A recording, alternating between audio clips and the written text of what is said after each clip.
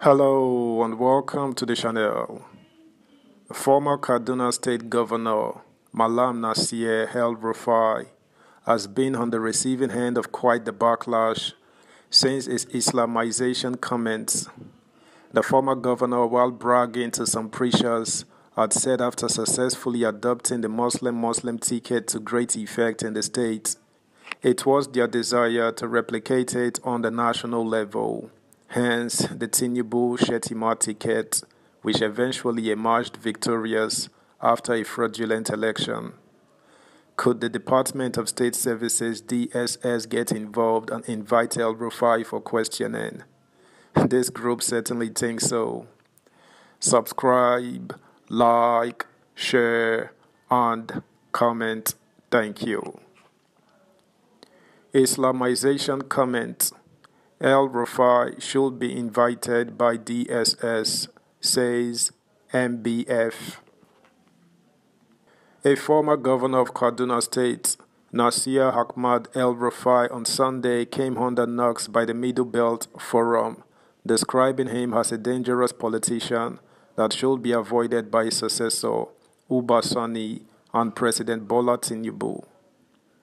The MBF also raised consciousness that contrary to denials, the agenda for the planned Islamization of Nigeria was real and not a fluke.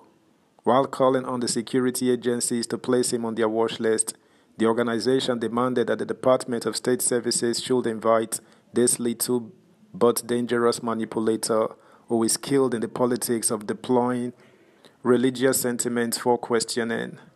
The MBF was reacting to what it described as provocative pronouncements by El-Rufai on the eve of his exit, wherein he told the preachers how he, with others, plotted to enthrone the same faith ticket in Kaduna State that was later successfully replicated at the federal level. The former governor in the video clip had recalled how he, with others, was determined to ensure the Muslim ticket was sustained for another 20 years to ensure Christians come to terms with the indispensability of the same faith ticket as a panacea for peace in both Kaduna State and the federal level.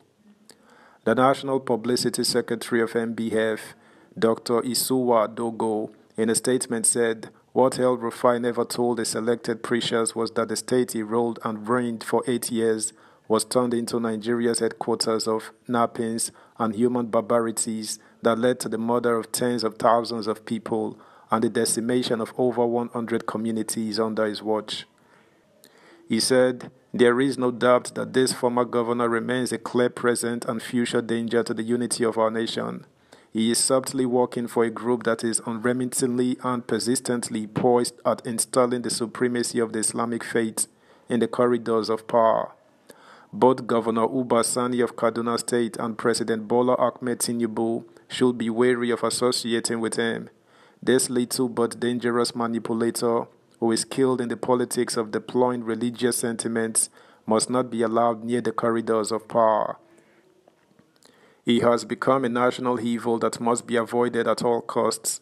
The forum calls on the Nigerian security agencies not only to place the former governor under its radar, but he should be invited by the secret police for a shot. Considering the comments he made before the clerics, the man who suffers from an inferiority complex must be considered as a dangerous politician riding on the wings of religion for relevance.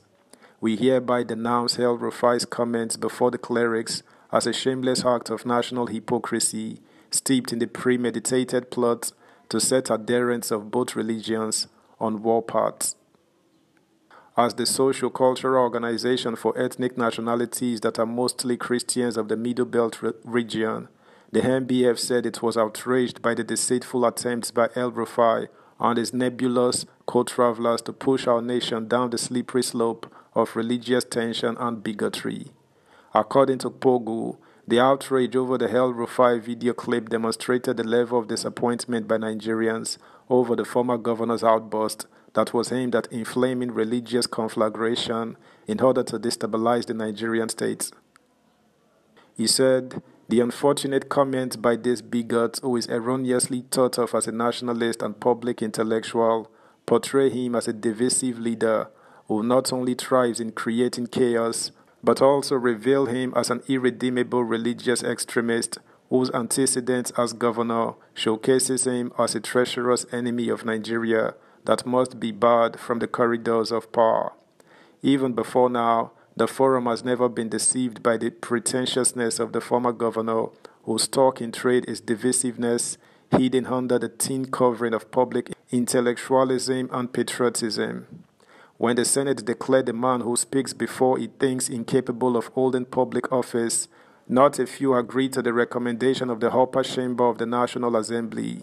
Sadly, he found himself in power and unleashed his venom of sadism on both Christians and Muslims. The video clip exposes him as the most contemptible and appealing divider in chief. His hypocrisy and innermost desire to work against the security of the Nigerian state have left many to ask, what is this little man who has benefited greatly from Nigeria trying to achieve? Subscribe, like, share, comment, and please turn the notification bell on. Thank you. If there has been any doubt of his complicity and dubiousness in the promotion of heightened political and religious tension in Nigeria, his meeting with selected members of Muslim clerics leaves no one in doubt that he is the most dangerous politician in the country today. His 8 years in power as governor, characterized by massive killings and decimation of Christian-dominated areas of southern Kaduna, can now be understood.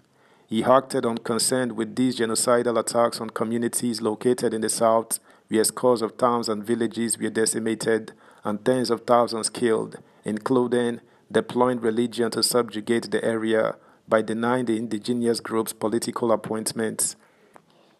Now that the cat has been let out of the bag, those unsure of who El Rufai is now understand the chameleonic personality of this treacherous politician whose cunningness is most despicable.